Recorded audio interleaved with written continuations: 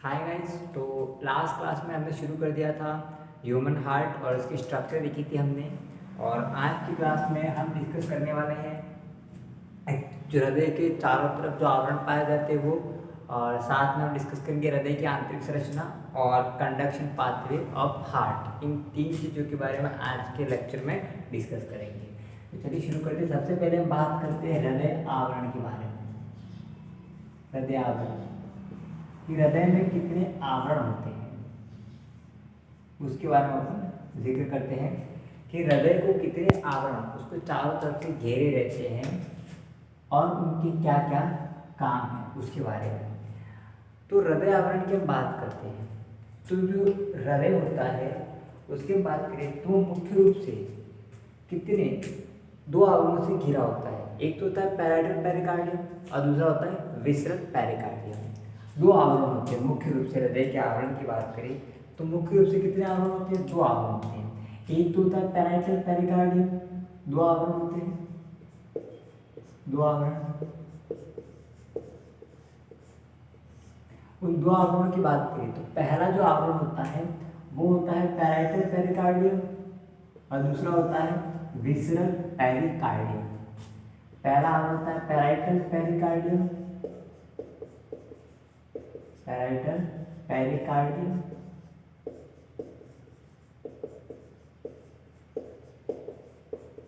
देखिए यहाँ पर पैराइटल का मतलब क्या होता है? बाहरी, जो बाहर की ओर स्थित होती है, और पेरी यानी कि चारों तरफ। और कार्डियम वर्ड किससे रिलेटेड है? हृदय से, हार्ट से रिलेटेड है। तो बाहरी आवरण पैराइटल पेरिकार्डियम होता है और आंतरिक आवरण visceral pericardium, visceral pericardium.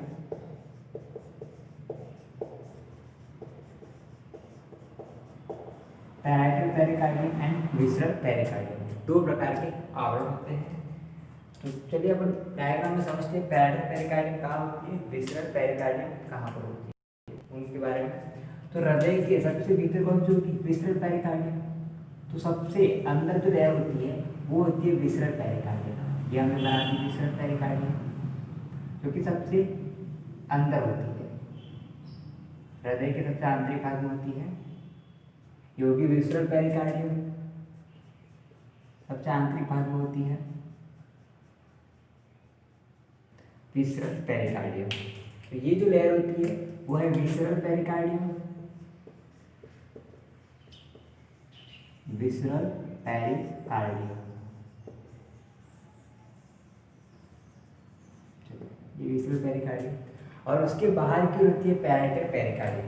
Parietal pericardium में दो प्रकार की लेयर होती है। एक होती है फाइबर कनेक्टिव टिश्यू की बनी होती है और दूसरी जो होती है वो होती है सिंपल स्क्वैमस एपिथेलियम की बनी हुई। तो दो लेयर होती है यहाँ पर। कौन कौन सी? एक तो बाहर की होती है फाइबर कनेक्टिव टिश्यू की बनी होती है, ये जो बाहर की ओर बनी होती है वो बनी होती है फाइब्रस कनेक्टिव टिश्यू की।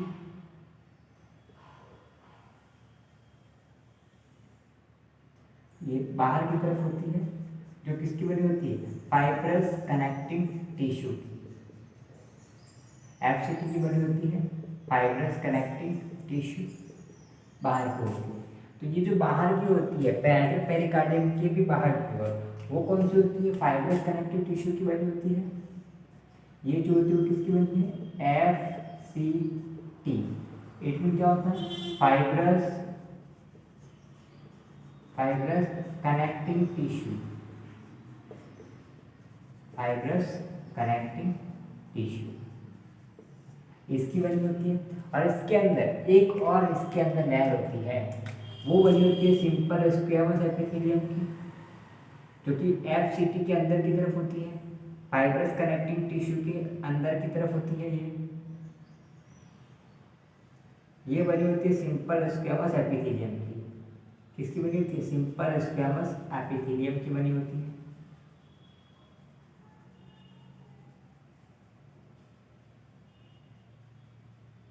ये जो लेयर होती है जो एफसीटी के अंदर की तरफ होती है, ये कौन सी होती है? सिंपल स्क्वैमस एपिथेलियम की बनी होती है। तो ये जो लेयर है वो है सिंपल स्क्वैमस एपिथेलियम। ये जो लेयर है इसको यहाँ पर लिख देते हैं सिंपल स्क्वैमस एपिथेलियम, ये वाली। ये जो है वो simple squamous simple squamous epithelium, simple squamous epithelium. अब ये जो फाइबर कनेक्टिव टिश्यू है और सिंपल स्क्वैमस एपिथेलियम है, इन दोनों को बोलते हैं पैराइटल पेरिकार्डियम, पैराइटल पेरिकार्डियम।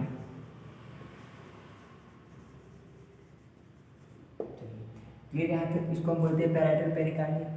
अब पैराइटल पेरिकार्डियम के बीच में आप देखो छोटा सा गैप होता है, इनके बीच में ये अवकाश होता है। अब ये जो अवकाश होता है तो इन दोनों के बीच में होता है, वहाँ पर लिक्विड भरा होता है। ये जो कैविटी है उसको बोलते हैं पेरिकार्डियल कैविटी, और इस पेरिकार्डियल कैविटी में क्या होता है, लिक्विड भरा होता है, और उस लिक्विड को बोलते हैं पेरिकार्डियल फ्लूइड। क्या बोलेंगे इसको हम? पेरिकार्डियल फ्लूइड बोलते हैं, जो कि किसके बीच में होता है, पैराइटल पेरिकार्डियम और विसरल पेरिकार्डियम, इन दोनों के बीच में होता है। तो इन दोनों के बीच का जो स्पेस है उसको हम बोलते हैं पेरिकार्डियल। ये जो बीच का जो स्पेस है ये वाला, उसको हम क्या बोलते हैं, पेरिकार्डियल कैविटी, पेरिकार्डियल कैविटी कहते हैं। कैविटी का मतलब क्या होता है, फ्री स्पेस, खाली जगह। उस पेरिकार्डियल कैविटी में क्या होता है, फ्लूइड भरा होता है। कौन सा फ्लूइड भरा होता है? अगर फ्लूइड की बात करें, फ्लूइड का नाम है, और इस फ्लूइड को बोलते हैं पेरिकार्डियल फ्लूइड। उसको हम क्या बोलते हैं, पेरिकार्डियल फ्लूइड बोलते हैं। और इस पेरिकार्डियल फ्लूइड की हम बात करें, इसके वर्क की बात करें, ये कार्य क्या करता है, इसके वर्क की हम बात करते हैं, कार्य। तो इसके कार्य में जो पहला कार्य है वो है हृदय को बाहरी आघातों से सुरक्षा प्रदान करना। क्या करता है, हृदय को बाहरी आघातों से सुरक्षा प्रदान करता है। पहला काम क्या है, हृदय को जो बाहर से जो शॉक लगते हैं, बाहरी आघात है, अटैक है, बाहरी आघात से सुरक्षा प्रदान करना, वो उसका पहला काम हो गया, सुरक्षा प्रदान करना। और दूसरा जो उसका कार्य है, दूसरे कार्य की बात करें तो दूसरा कार्य क्या करता है, हृदय को हमेशा नम बनाए रखता है। जो लिक्विड भरा होता है इसलिए हृदय हमेशा मॉइस्चर रहता है, तो हृदय को हमेशा नम बनाए रखना, हार्ट को, हृदय को हमेशा नम बनाए रखना, वो उसका काम है, नम बनाए रखना, ये उसका काम। तीसरे कार्य की बात करें, तीसरा जो इसका कार्य है, वो तीसरा कार्य क्या है इसका, कि इन दोनों पेरिकार्डियम को पिचकने से रोकना। पैराइटल पेरिकार्डियम और विसरल पेरिकार्डियम, पैराइटल पेरिकार्डियम और विसरल पेरिकार्डियम, ठीक है। पहली कौन सी है, पैराइटल पेरिकार्डियम, और दूसरी है विसरल पेरिकार्डियम। उन दोनों को पिचकने से रोकना। तीसरा काम है, दोनों पेरिकार्डियम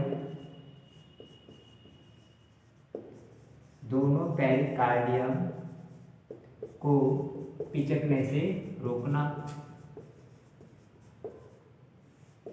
ये उनके तीन मुख्य कार्य हो गए पेरिकार्डियम फ्लूइड के काम हो गए। क्लियर? तो ये थे हृदय के आवरण। हृदय के दो आवरण हैं, पैराइटल पेरिकार्डियम और विसरल पेरिकार्डियम। जहाँ पर हम बात करते हैं पैराइटल पेरिकार्डियम की, वो अगेन टू लेयर से मिलकर बना होता है, फाइब्रस कनेक्टिव टिश्यू और सिंपल स्क्वैमस एपिथेलियम। क्लियर? दोनों लेयर के बीच में जो स्पेस होता है उसको हम बोलते हैं पेरिकार्डियल कैविटी। उसके अंदर फ्लूइड भरा होता है जिसको हम बोलते हैं पेरिकार्डियल फ्लूइड। और वो फ्लूइड क्या करता है, हृदय को हमेशा नम बनाए रखता है, बाहरी आघातों से सुरक्षा करता है उसकी, और तीसरा दोनों जो स्तर है उनको पिचकने से रोकता है। क्लियर? ये तो हो गया अपने हृदय आवरण। अब बात करते हैं next is coronary circulation. Next हम बात करते हैं कोरोनरी सर्कुलेशन। कोरोनरी सर्कुलेशन, देखिए कोरोनरी सर्कुलेशन का मतलब क्या होता है कि हृदय को भी शुद्ध रक्त की जरूरत है, और उसके अंदर भी सेल्स उसमें अशुद्ध रक्त का प्रवाह होता है। यानी कि हृदय के अंदर रक्त का प्रवाह किस तरफ से होता है उसको हम बोलते हैं कोरोनरी सर्कुलेशन। तो कोरोनरी सर्कुलेशन का मतलब क्या है, हृदय में रक्त का प्रवाह, हृदय में रक्त का प्रवाह, हृदय में रक्त का प्रवाह किस तरह से होता है उसका हम जिक्र करते हैं। तो अगर हृदय की स्ट्रक्चर हम देखें तो लास्ट क्लास में हृदय की स्ट्रक्चर देखी थी हमने, जहाँ पर दो ऑरिगन होते हैं, ये दो ऑरिकल हम बना लेते हैं, ये दो ऑरिकल बना दिया हमने, और नीचे क्या दो वेंट्रिकल होते हैं, और ये इंटरवेंट्रिकल सेप्टम होता है। तो इस प्रकार से हमने लास्ट क्लास में हृदय की संरचना लिखी थी, जिसमें से ये जो था वो लेफ्ट ऑरिकल और ये लेफ्ट वेंट्रिकल, ये राइट ऑरिकल और ये राइट वेंट्रिकल, इस प्रकार की संरचना थी। जिसमें फिर हमने देखा था कि जो राइट वेंट्रिकल है वहाँ से एक चाप निकल रहा था इस प्रकार से, और एक चाप लेफ्ट वेंट्रिकल से भी निकल रहा था, है ना। दोनों वेंट्रिकल से एक एक चाप निकल रहा था। उसमें से जो राइट वेंट्रिकल में से निकल रहा था उसको हमने बोला था पल्मोनरी आर्क, और जो लेफ्ट वेंट्रिकल से निकल रहा था उसको हमने बोला था कैरोटिका सिस्टमैटिक आर्क। ये जो लेफ्ट वेंट्रिकल से निकल रहा था उसको हमने क्या बोला था, कैरोटिका सिस्टमैटिक आर्क, कैरोटिका सिस्टमैटिक आर्क बोला था, ठीक है। और जो राइट वेंट्रिकल से निकल रहा था उसको हमने क्या बोला था, पल्मोनरी आर्क। इसको पल्मोनरी आर्क क्यों बोला था, क्योंकि इस भाग में CO2 वाला ब्लड है, तो ये कहाँ पर जा रही है, पल्मोनरी लंग्स में जा रही है, इसलिए इसको बोला पल्मोनरी आर्क। और इसमें प्योर ब्लड है, इसमें प्योर ब्लड है, इसमें भी प्योर ब्लड है, और इसमें इम्प्योर ब्लड है। हृदय का जो लेफ्ट पार्ट है उसमें होता है प्योर ब्लड, और राइट पार्ट में होता है इम्प्योर ब्लड। तो जो कैरोटिका सिस्टमैटिक आर्क में प्योर ब्लड जाएगा, तो सबसे पहले कॉर्नरी सर्कुलेशन की बात करें तो सबसे पहले ब्लड लेफ्ट वेंट्रिकल से कहाँ जाता है, कैरोटिका सिस्टमैटिक आर्क में जाएगा, ठीक है। तो सबसे पहले ब्लड कहाँ जा रहा है, सबसे पहले ब्लड कहाँ था, लेफ्ट वेंट्रिकल। लेफ्ट वेंट्रिकल से ब्लड कहाँ जा रहा है, कैरोटिका सिस्टमैटिक आर्क में, कैरोटिका सिस्टमैटिक आर्क में, वहाँ पर गया कैरोटिका सिस्टमैटिक आर्क। ये आर्क आगे जाकर छोटी छोटी ब्रांचेस में डिवाइड हो जाती है। तो कैरोटिका सिस्टमैटिक आर्क जो होती है वो ब्रांच में डिवाइड होती है, और कैरोटिका सिस्टमैटिक आर्क कहाँ पर खुलती है, कोरोनरी आर्टरी में। इसमें खुलेगी कोरोनरी आर्टरी। अब जो कोरोनरी आर्टरी होती है, इसके कोरोनरी आर्टरी की बात करें तो कोरोनरी आर्टरी जो होती है, तो कोरोनरी आर्टरी के बाद जो ब्लड होता है, आर्टरी फिर छोटी छोटी ब्रांचेस में डिवाइड हो जाता है, तो उसको बोलते हैं आर्टेरियोल। तो कोरोनरी आर्टरी जो होती है वो डिवाइड होती है आर्टेरियोल में, छोटी छोटी आर्टेरियोल्स में। अब ये आर्टेरियोल जो होती है वो कहाँ पर होती है, कैपिलरी में, जो कि ऑर्गन के अंदर होती है, छोटी छोटी कैपिलरी होती है, तो ये होती है कैपिलरी में। अब कैपिलरी जो होती है वो फिर कहाँ पर होती है, वो कैपिलरी कंबाइन होकर बनाती है वेन्यूल बनाती है, ये बनाती है वेन्यूल। और वेन्यूल जो होती है वो कंबाइन होकर बनाती है कोरोनरी वेन, कोरोनरी वेन। और कोरोनरी वेन कहाँ खुलती है, कोरोनरी वेन कहाँ खुलती है, कोरोनरी वेन की हमने बात की थी, तो कोरोनरी वेन जो होती है वो कोरोनरी साइनस में खुलती है, इसमें खुलती है कोरोनरी साइनस में। और कोरोनरी साइनस कहाँ होता है, प्रीवियस लेक्चर में देखा था कि जो राइट वेंट्रिकल होता है उसमें कोरोनरी साइनस इस प्रकार से लगा होता है, कोरोनरी साइनस, और उस कोरोनरी साइनस में आकर खुलता है कोरोनरी वेन। अब जो कोरोनरी साइनस में कोरोनरी और कोरोनरी साइनस कहाँ पर खुलता है, कोरोनरी साइनस कहाँ पर है, राइट वेंट्रिकल में, तो ये कहाँ पर आ गया, राइट वेंट्रिकल में, क्लियर। कोरोनरी जो कोरोनरी साइनस होता है उसमें एक वाल्व होता है, उस वाल्व को हमने क्या बोला था, यहाँ पर इसमें एक वाल्व होता है, उस वाल्व को हमने बोला था थिबेसियन वाल्व, जिससे ये कंट्रोल होता है, थिबेसियन वाल्व, जिससे साइनस क्या होता है, नियंत्रित होता है थिबेसियन वाल्व में। तो ये जो ब्लड आता है, ये ब्लड कौन सा है, O2 प्योर ब्लड, ये भी O2 वाला प्योर ब्लड है, यहाँ पर O2 प्योर ब्लड। अब यहाँ पर भी O2 है, अब यहाँ पर गैसेस का एक्सचेंज रहेगा, कैपिलरी तो गैसेस का एक्सचेंज रहेगा, यहाँ पर कुछ ऐसा होता है, ये आर्टरी आती है। अब आर्टरी किसका फॉर्मेशन करती है, कैपिलरी का, फिर कैपिलरी क्या बनाती है, वेन्यूल बनाती है, और वेन्यूल क्या बनाती है, वेन बनाती है। और इसके बीच में यहाँ पर जो स्ट्रक्चर होती है, जो बीच में जो यहाँ पर क्या होती है, कैपिलरी होती है, ये होती है कैपिलरी, जहाँ पर क्या हो जाता है, एक्सचेंज होता है। ये तो आर्टरी है, ये वेन होती है, और ये कैपिलरी होती है। तो कैपिलरी में क्या हो जाता है, एक्सचेंज हो जाता है। तो यहाँ पर कौन सा ब्लड आ गया, CO2, ये CO2, अभी CO2 वाला ब्लड है, और ये CO2 वाला ब्लड है। तो फाइनली CO2 वाला ब्लड कहाँ पर आ गया, राइट ऑरिकल में आ गया, जहाँ पर इनका ब्लड होता है राइट ऑरिकल में। ठीक है, अगर हम हार्ट की बात करें,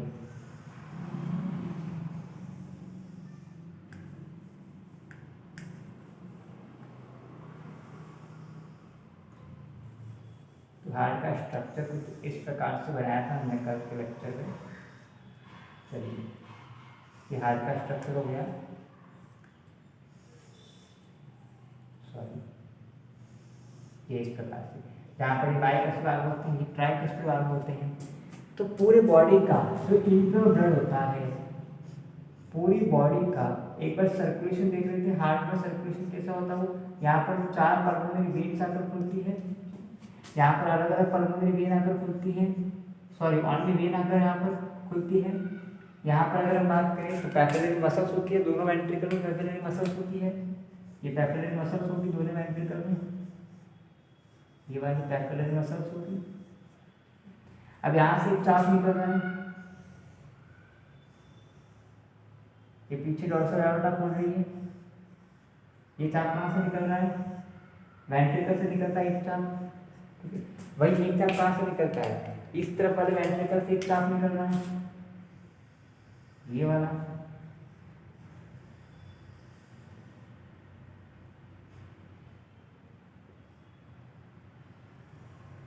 एक चाप यहाँ से निकल रहा है,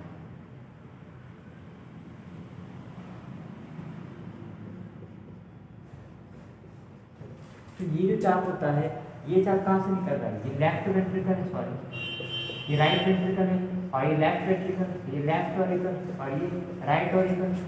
और यहाँ पर ये जो होती है कौन सी होती है, ये होती है इंफीरियर वेना केवा।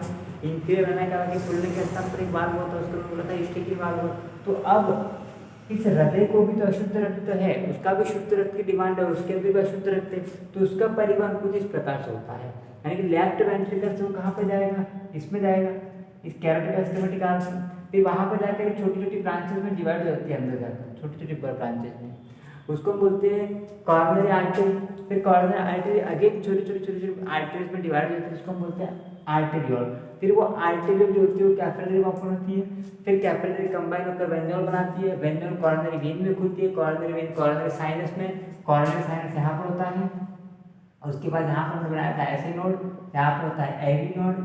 ठीक है, तो कॉर्नरी साइनस में खुलती है, यहाँ पर एक वाल्व लगा होता है, इसके ऊपर वाल्व थिबेसिन वाल्व, क्लियर। और फाइनली ब्लड कहाँ जाएगा, राइट ऑरिकल में, क्लियर। तो ये था कॉर्नरी सर्कुलेशन, यानी कि हृदय में रक्त का प्रवाह, हृदय में रक्त का प्रवाह किस तरह से होता है वो, क्लियर है। अब बात करेंगे आगे, यहाँ तक क्लियर। तो हृदय आवरण में पढ़ा कि हृदय आवरण दो होते हैं, parietal pericardium, visceral pericardium. Parietal pericardium का हमने जिक्र किया, उस पर दो स्तर होते हैं, पहला स्तर फाइबर कनेक्टिंग टिश्यू का बना हुआ, दूसरा सिंपल स्क्वैमस एपिथेलियम का बना हुआ।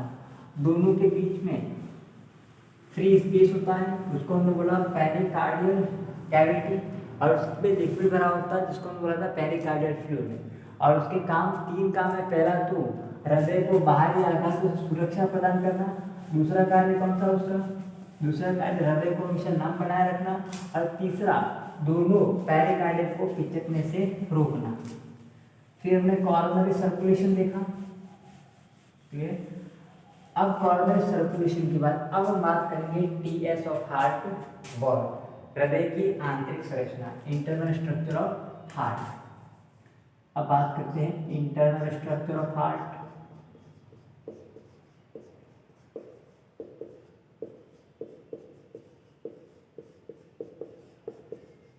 इंटरनल स्ट्रक्चर ऑफ हार्ट, हृदय की आंतरिक संरचना कैसी होती है वो।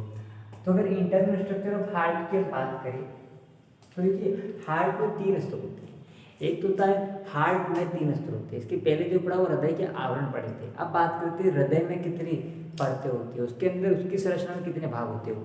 तो हृदय की संरचना के 3 भाग होते हैं। सबसे बाहर की होती है एपिकार्डियम, बीच में होती है मायोकार्डियम और सबसे अंदर जो होती है वो होती है एंडोकार्डियम। तो हृदय की स्ट्रक्चर की बात करें तो कितनी लेयर होती है, 3 लेयर होती है। यहाँ पर 3 लेयर होती है। ठीक है, सबसे पहले जो होती है वो होती है एपिकार्डियम। एपिकार्डियम एपिकार्डियम की बात करें तो उसकी आउटर मोस्ट लेयर है, सबसे बाहरी स्तर है, तो आउटर मोस्ट लेयर होगी। दूसरा पॉइंट ये किसकी बनी होती है, सिंपल स्क्वैमस एपिथेलियम की बनी होती है। किसकी बनी होती है, सिंपल स्क्वैमस एपिथेलियम की। सिंपल स्क्वैमस एपिथेलियम की बनी होती है।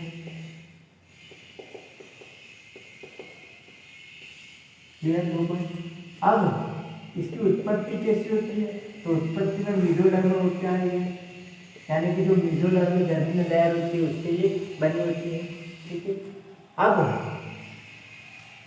तो सबसे एपिकार्डियम जो होती है उसको विसरल पेरिकार्डियम, जो विसरल पेरिकार्डियम एक्चुअल में वही एपिकार्डियम है, इसको विसरल पेरिकार्डियम भी बोलते हैं।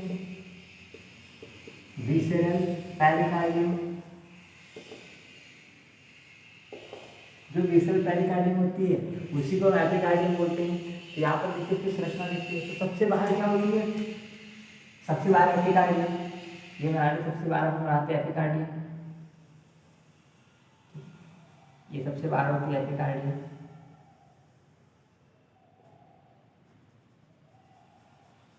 जो किसकी बनी होती है, सिंपल स्क्वैमस एपिथेलियम की। विसरल पेरिकार्डियम जिसको हम बोलते हैं,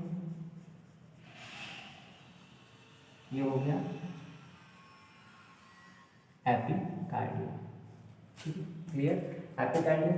अब जो दूसरी लेयर होती है वो कौन सी होती है, इसके बाद वाली जो लेयर होती है एपिकार्डियम के बाद वाली लेयर उसको बोलते हैं मायोकार्डियम। मायोकार्डियम। फिर मिडिल लेयर होती है, वो आउटर मोस्ट लेयर है और ये मिडिल लेयर होती है। इसके बाद जो बनी किसकी होती है, जो मायोकार्डियम, मतलब मायोकार्डियम की बात करें तो ये अनैच्छिक हृदय पेशियों की बनी होती है, इनवॉल्यूंटरी कार्डियक मसल्स की बनी होती है। इनवॉल्यूंटरी कार्डियक मसल से मिलकर बनी होती है ये कार्डियक मसल्स, इनसे मिलकर, यानी कि हमारी इच्छा से नहीं चलती है, इनवॉल्यूंटरी होती है, अनैच्छिक होती है। और साथ में क्या होती है, कार्डियक मसल होती है। कार्डियक मसल क्या होती है अभी हम देखेंगे थोड़ी देर बाद। तो इनवॉल्यूंटरी कार्डियक मसल से मिलकर बना होता है और ये थिकेस्ट पार्ट होता है, सर्वाधिक मोटा भाग होता है, thickest part. And next point, जो हृदय की मोटाई होती है, थिकनेस ऑफ हार्ट, वो इसी पर डिपेंड करती है। थिकनेस ऑफ हार्ट,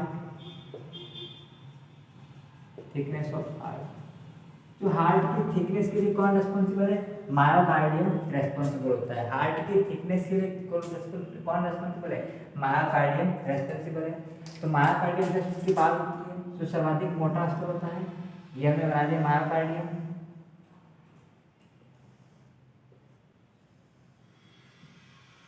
तो एपिकार्डियम के जस्ट नीचे कौन सा होता है, मायोकार्डियम होता है। ये हो गया मायोकार्डियम, जो कि मिडिल लेयर होती है। सबसे बाहर की ओर जो वो कौन सी है, ये जो लेयर होती है वो है एपिकार्डियम, आउटर मोस्ट लेयर होती है एपिकार्डियम। बीच वाला जो भाग है वो कौन सा है, मायोकार्डियम। बीच वाला जो भाग है वो हो गया मायोकार्डियम। इसके बाहर अपन बाहर वाला स्ट्रक्चर बना देंगे इसकी, इसको अपन यहाँ पर लिख देते हैं। ये वाला जो लेयर है वो कौन सा, मायोकार्डियम, मायोकार्डियम। और ये वाला जो लेयर है उसको हम बोलते हैं एपिकार्डियम। और सबसे इनरमोस्ट लेयर होती है वो होती है एंडोकार्डियम। सबसे इनरमोस्ट लेयर कौन सी होती है, एंडोकार्डियम होती है। तीसरी लेयर होती है वो endocardium.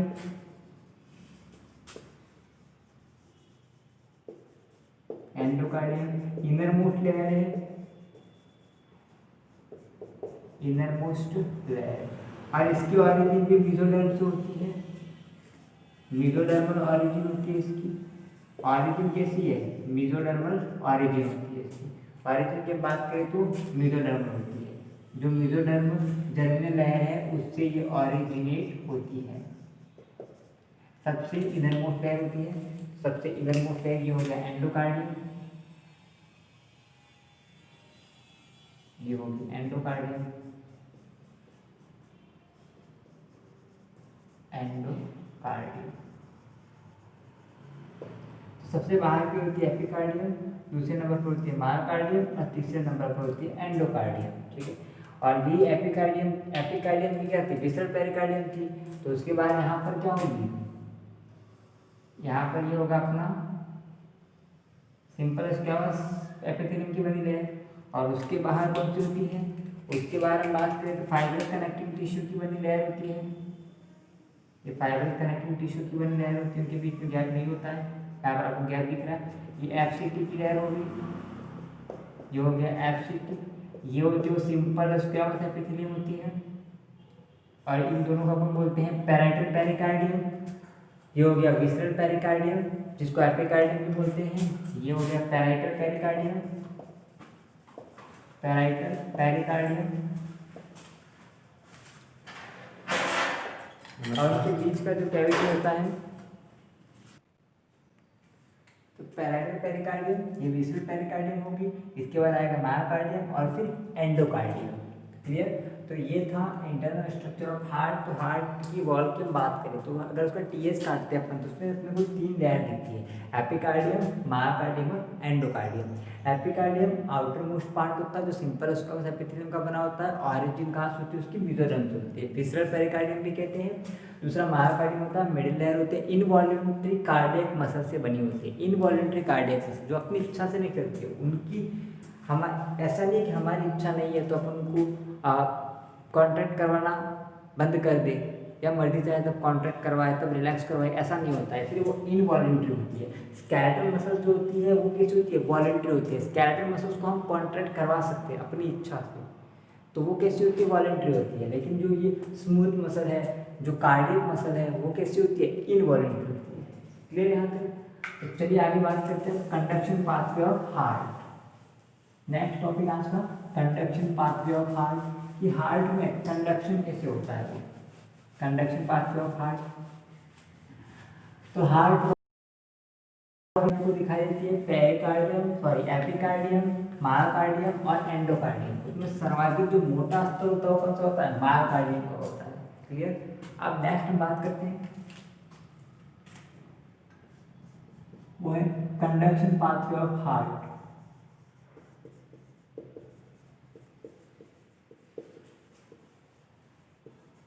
Conduction pathway of heart, कि हार्ट को कॉन्ट्रैक्ट होने के लिए कंडक्शन कहाँ से मिलती है और उनका इंपल्शन कहाँ से मिलते हैं और उनका कंडक्शन पाथवे क्या है, एक्चुअली वो कौन से रास्ते से होकर हृदय में प्रसारित होते हैं, उसके बारे में हम जिक्र करेंगे कंडक्शन पाथवे ऑफ हार्ट में।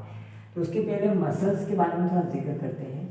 तो मसल्स को एक्चुअली हमने देखा था स्केलेटल सिस्टम के लेक्चर में। तो मसल जो होते हैं वो 3 टाइप के होते हैं। जनरली देखा जाए तो मसल्स कितने टाइप के होते हैं? 3 टाइप के मसल्स होते हैं। तो 3 टाइप के जो मसल्स होते हैं उसमें सबसे पहले जो होते हैं वो तो स्केलेटल मसल्स, स्केलेटल मसल्स। और जो स्केलेटल मसल्स होते हैं वो कहाँ पर होते हैं? जो हमारा हड्डियाँ होती है उनके ऊपर होती है, और वो ऐच्छिक होते हैं, वॉलंटरी होते हैं। उसमें हम जो कॉन्ट्रैक्शन होता है वो हमारी इच्छा से उसमें कॉन्ट्रैक्शन और रिलैक्सेशन करवा सकते हैं अपन। तो इसीलिए स्केलेटल मसल्स कैसे होते हैं? वॉलंटरी होते हैं। तो स्केलेटल मसल्स कैसे होते हैं? वॉलंटरी होते हैं। वॉलंटरी जो हमारी इच्छा से वर्क कर सकते हैं। दूसरे जो मसल्स आते हैं वो होते हैं स्मूथ मसल होते हैं। दूसरे जो होते हैं स्मूथ मसल, स्मूथ मसल्स। और जो स्मूथ मसल्स होते हैं वो भी होते हैं इनवॉल्यूंटरी, कार्डियक मसल्स के जैसे इनवॉल्यूंटरी होते हैं। और अगर इसके एग्जांपल की बात करें तो inner lining of hollow organ, inner lining of hollow organ. हमारी बॉडी के जो होलो ऑर्गन है उनकी जो इनर लाइनिंग होती है, जैसे कि एसोफेगस है, स्टमक है, इंटेस्टाइन है, उन सब की जो इनर लाइनिंग है, अंदर की जो लाइनिंग है, वो सारी किसकी बनी होती है? स्मूथ मसल्स की बनी होती है। अगर जैसे कि एसोफेगस में जो पेरिस्टाल्सिस मूवमेंट होते हैं, एसोफेगस है, स्मॉल इंटेस्टाइन है, उसमें जो मूवमेंट होते हैं जिसको हम बोलते हैं पेरिस्टाल्सिस मूवमेंट, वो हमारी इच्छा से नहीं होते हैं, तो वो कैसे होते हैं? इनवॉलंटरी होते हैं। तो वो किसकी वजह से होते हैं? स्मूथ मसल्स की वजह से। बॉडी में जितने भी मूवमेंट कॉन्ट्रैक्शन होते हैं उनके रिस्पॉन्सिबल कौन है? मसल्स। और मसल्स तीन टाइप के हैं, एक तो स्केलेटल मसल्स जो हमारी चलना वगैरह कॉन्ट्रैक्शन करवाना, बाइसेप्स जो कॉन्ट्रैक्ट करवाते हैं, वो सब चीज़ें कौन सी होती है? वो सब मसल्स कौन से होते हैं? स्केलेटल मसल्स होते हैं जो वॉलंटरी है। स्मूथ मसल्स की बात कर रहे हैं, स्मूथ मसल्स जो होते हैं वो कैसे होते हैं? इनवॉलंटरी होते हैं। और जो हमारा बॉडी के हॉलो ऑर्गन है, अंदर से खोखले हैं जो होलो ऑर्गन है, जैसे कि एसोफेगस, स्टमक, इंटेस्टाइन, वो सब कैसे अंदर से खोखले हैं, तो उनकी जो अंदर की जो लाइनिंग है वो बनी होती है स्मूथ मसल्स की। क्लियर? अब तीसरे हम बात करते हैं स्केलेटल सॉरी कार्डियक मसल्स की। कार्डियक मसल्स तो ये भी कैसे होते हैं? इनवॉल्यूंटरी होते हैं। इनवॉल्यूंटरी होते हैं, हमारी इच्छा से नहीं चलते हैं। और इसके एग्जांपल की हम बात कर ले तो हार्ट और स्केलेटल मसल्स का एग्जांपल, तो जो स्केलेटल से लगी होती है वो मसल्स कैसी होती है? स्केलेटल मसल्स होती है। सिंपल है। जो स्केलेटल मसल्स होती है अगर उसके स्ट्रक्चर की बात करें तो वो ऐसी होती है और स्ट्राइटेड होती है, उसके बीच बीच में ऐसे ऐसे स्ट्राइटेड होती है। ये स्केलेटल मसल्स होती है, कुछ इस प्रकार से दिखती है। दूसरी स्मूथ मसल्स वो कुछ ऐसी दिखाई देती है, पत्ते के जैसे स्पाइरल शेप में दिखाई देती है, इस प्रकार से। ये स्मूथ मसल्स होती है, ये उनका न्यूक्लियस हो गया। अब जो कार्डियक मसल्स होती है उनका स्ट्रक्चर देखना, उनका स्ट्रक्चर थोड़ा अलग होता है। कार्डियक मसल्स जो होती है उनका जो स्ट्रक्चर होता है वो कुछ ऐसा होता है, हम यहाँ बना देते कार्डियक मसल्स का स्ट्रक्चर। कार्डियक मसल्स कुछ ऐसी होती है।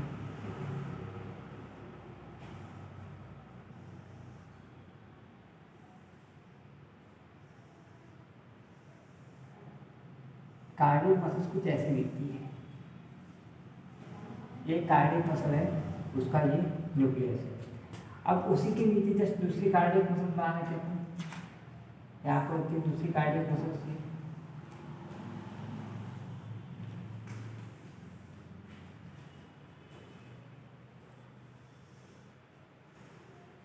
जो इसके नीचे दूसरी कार्डियक मसल जो हमने बनाई।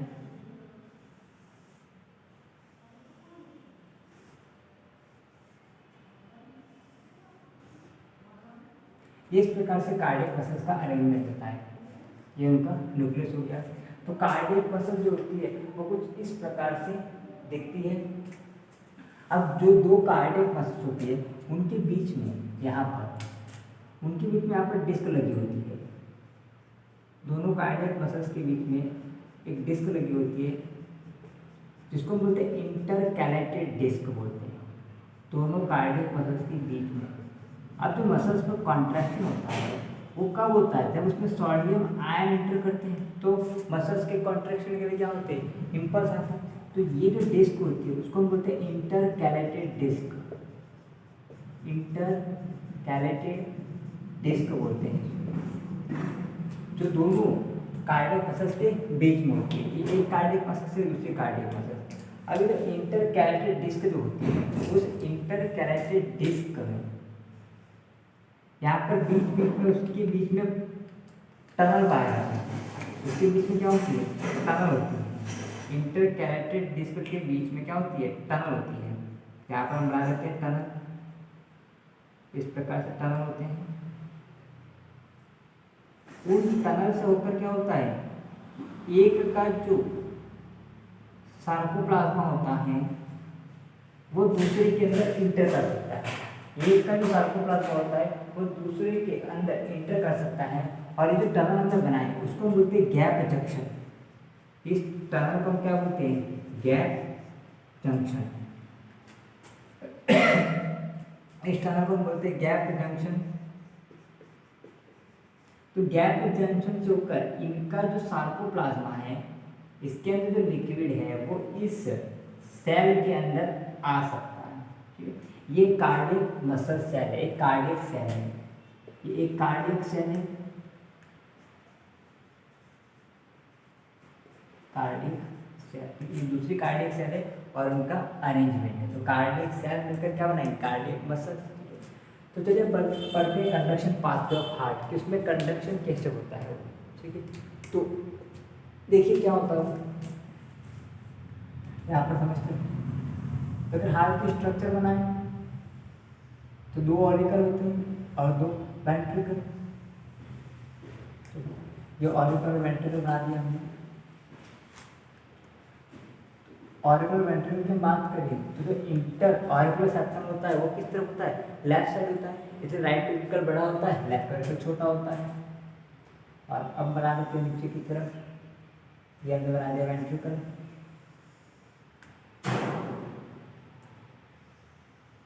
ये अपना, और फिर यहाँ पर ट्राइकस्पिड वाल्व और बाइकस्पिड वाल्व और बीच में आ जाएगा इंटर वेंट्रिकुलर सेप्टम हो गया ये अपना, ये हो गया इंटर वेंट्रिकुलर सेप्टम। और इस तरफ वेंट्रिकल में क्या होती है, पैपिलरी मसल्स होती है। ये हमने बना दी पैपिलरी मसल्स वेंट्रिकल में, यहाँ पर भी होती है। तो टिश्यू का यहाँ पर मसल्स का लेयर जो होती है वो ज़्यादा मोटी होती है।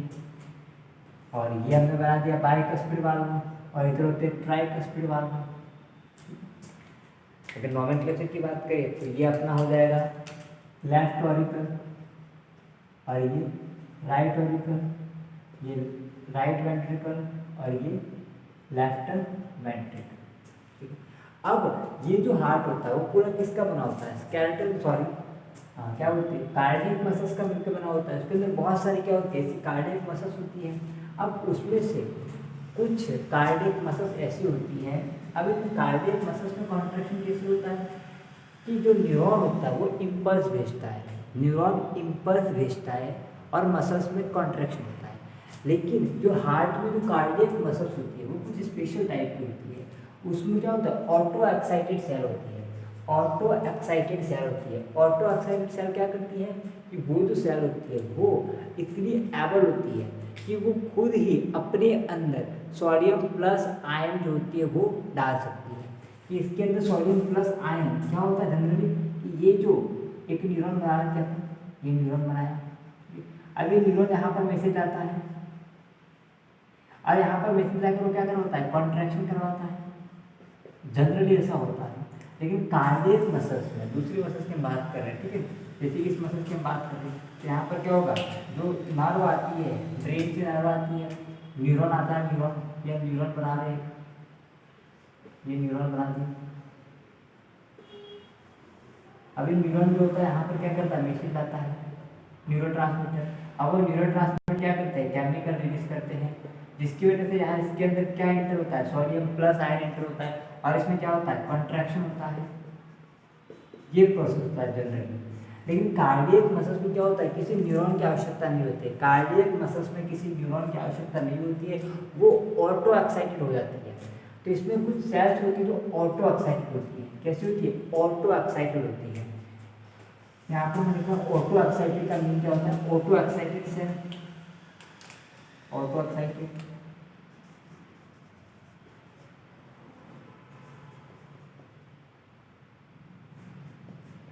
Auto excited cell.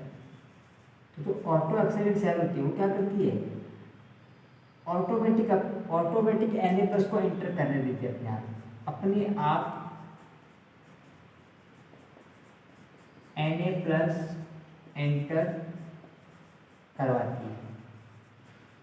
किसी प्रकार के न्यूरॉन की आवश्यकता नहीं होती है, बिना न्यूरॉन की हेल्प के, बिना न्यूरॉन की। तो वो जो ऑटो एक्साइटेड सेल होता है उसका जो ग्रुप होता है, ऑटो एक्साइटेड सेल जो होता है उसका ग्रुप होता है, यहाँ बना लेते हैं हमने, ये पूरा ग्रुप है सेल का, ऑटो एक्साइटेड सेल का भी ग्रुप होता है। ठीक है, उसको बोलते हैं ऐसे नोड, साइनो ऑरिकुलर नोड। ठीक है, ये हमने बना दिया ऐसे नोड, साइनो ऑरिकुलर नोड। ये बन गया ऐसे node, sino auricular node. Primary के लिए है लिखिएगा नहीं ऐसे नॉड। तो अब ये ऐसे नॉड में क्या किया, ऑटो एक्साइटेड सेल है, उसने खुद अपने अंदर सोडियम प्लस आयन एंटर करवाया और उसमें कॉन्ट्रैक्शन करवाया। तो फिर ये जो कॉन्ट्रैक्शन होते हैं वो क्या होंगे, पूरे हार्ट में कंडक्ट होते हैं, क्योंकि इसके अंदर हार्ट में क्या होता है कि एक जगह कोई सोडियम प्लस आयन एंटर हुआ है तो वो दूसरी सेल्स में जाएगा, दूसरी कार्डियक सेल में जाएगा, फिर तीसरी इस प्रकार पूरे हार्ट में जाएगा। तो फिर यहाँ से नीचे कौन नोड होता है जिसको हम बोलते हैं एवी नोड, ऑरिकुलर वेंट्रिकल के पास में। तो फिर वो वहाँ पर जाता है एवी नोड। वो इंपल्शन कहाँ पे जाते हैं, मसल्स के थ्रू वो कहाँ पर जाएंगे, एवी नोड पे। एवी नोड के नीचे यहाँ पर होते हैं बंडल ऑफ हिल्स। इस प्रकार से बंडल बना होता है, बंडल ऑफ हिल्स। अब वो बंडल ऑफ हिल्स जो होते हैं, बंडल ऑफ हिल्स जो होते हैं उसके बारे में बात करें तो बंडल ऑफ हिल्स के बाद जो होता है बंडल ब्रांचेस होती है। फिर यहाँ से दो ब्रांच निकलते हैं, इसको बोलते हैं बंडल ब्रांचेस। ये दो ब्रांच निकलती है, ये दोनों ब्रांच जो होती है वो दोनों वेंट्रिकल में फैल जाती है। इस प्रकार से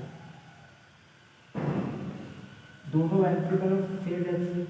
बंडल ब्रांचेस जो होती है वो बंडल ब्रांचेस ये ऐसे नोड होते हैं।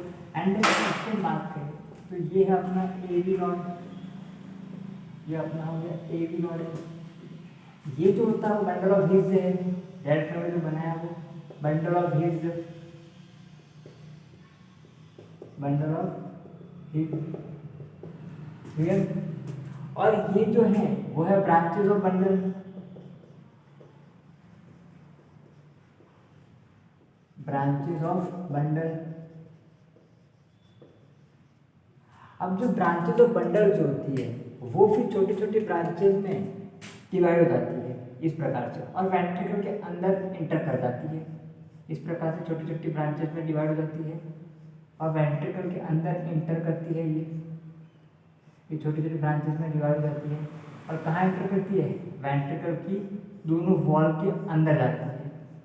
तो उसमें क्या करवा रही है, वो कॉन्ट्रैक्शन करवाएगी वो, ठीक है, ये कॉन्ट्रैक्शन करवाएगी। तो इनको बोलते हैं पोर्किंजे फाइबर, इनको बोलते हैं Purkinje fibre, Purkinje fibre. Clear हो गया। तो यहाँ पे SA node, AV node, bundle of His, branches of bundles और पोर्किंजे फाइबर, ये सारी चीजें होती है ऑटो एक्साइटेड सेल होती है। लेकिन जो मेन इंपल्शन जनरेट कहाँ से हुआ है, ऐसे नोड से हुआ है, ठीक है। और इसके बीच में अगर आप बीच में बनाए तो इन दोनों के बीच में जो कनेक्शन होता है वो होता है इंटरनोडल फाइबर होते हैं। इनके बीच में जो फाइबर होते हैं वो कौन से होते हैं, इंटरनोडल फाइबर। ये जो फाइबर होते हैं वो होते हैं internodal fibre, internodal fibre, internodal fibre. Clear. तो कंडक्शन पाथ में सबसे पहले जो कॉन्ट्रैक्शन था वो जनरेट कहाँ से हुआ, ऐसे नोड में। क्यों जनरेट हुआ, तो वो ऑटो एक्साइटेड है, किसी न्यूरॉन की आवश्यकता नहीं है, न्यूरोजेनिक हार्ट नहीं है, अपना मायोजेनिक हार्ट है, मसल से उसको रेगुलेट कर रही है, किसी ब्रेन से नर्व के जरिए न्यूरॉन के जरिए मैसेज नहीं आ रहा है। ऐसे नोड ऑटो एक्साइटेड होती है, वो खुद अपने अंदर Na प्लस इंटर करवाती है और उससे उसमें कॉन्ट्रैक्शन होता है। और ये जो मसल्स होती है कुछ ऐसी होती है, इसलिए Na प्लस इंटर वो हर एक सेल में जाएगा, इसलिए वो हर एक सेल में जाएगा और वो मैसेज पूरे हार्ट में सर्कुलेट हो जाएगा और हार्ट में क्या होगा, कॉन्ट्रैक्शन होगा। तो कंडक्शन पाथवे की बात करें तो सबसे पहले कहाँ पर आते हैं सिग्नल, ऐसे नोड में, ऐसे नोड से फिर कहाँ पे जाते हैं, इंटरनोडल फाइबर में। पाथवे हम बना रहे हैं इंटरनोडल पाथवे या internodal fibre, sorry internodal fibre, ठीक है। इंटरनोडल फाइबर के बाद कहाँ पर जाएंगे वो, AV node, AV node. AV node के बाद कहाँ पर आ रहे हैं वो, bundle of hills, bundle of hills. Bundle of hills के बाद कहाँ पर आ रहे हैं वो, ब्रांचेस ऑफ बंडल्स,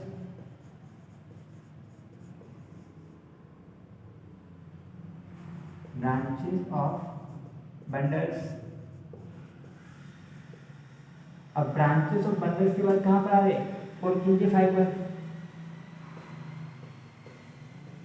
पोर्किंजे फाइबर। अब पुरकिंजे फाइबर के फाइनल बात कहाँ पर जा रहे हैं, बोथ वेंट्रिकल, दोनों वेंट्रिकल। अब उससे क्या हो जाएगा, कॉन्ट्रैक्शन होगा, फिर कंडक्शन पाथवे था, हार्ट में किस प्रकार से मैसेज कंडक्ट हो रहा है, किस प्रकार से जा रहा है वो क्लियर। उसमें SA node, AV node, internal fibre, bundle of filter और ब्रांचेस ऑफ बंडल, वो सारे कैसे हैं, ऑटो एक्साइटेड साइड्स के बने होते हैं। मतलब पूरा हार्ट किसका बना हुआ है, कार्डियक मसल्स का बना होगा, सब में ऐसी स्ट्रक्चर होगी। तो यहाँ पे ऐसे नोड में जो इम्पल्स जनरेट हो पूरे हार्ट में क्या होंगे, रेगुलेट होंगे क्लियर। तो ये था conduction pathway of heart, heart में कंडक्शन कैसे होता है क्लियर। सबसे पहले कहाँ पर आता है, ऐसे नोड में, फिर इंटरनल फाइबर में, फिर एबी नोड में, फिर बंडल ऑफ हिल्स में, एंड देन पुरकिंजे फाइबर, जो दोनों वेंट्रिकल में फैल रहे हैं पूरी तरीके से क्लियर। तो ये था कंडक्शन पाथवे क्लियर। यहाँ तक आगे बात करेंगे नेक्स्ट कल की क्लास में। Thank you so much for watching.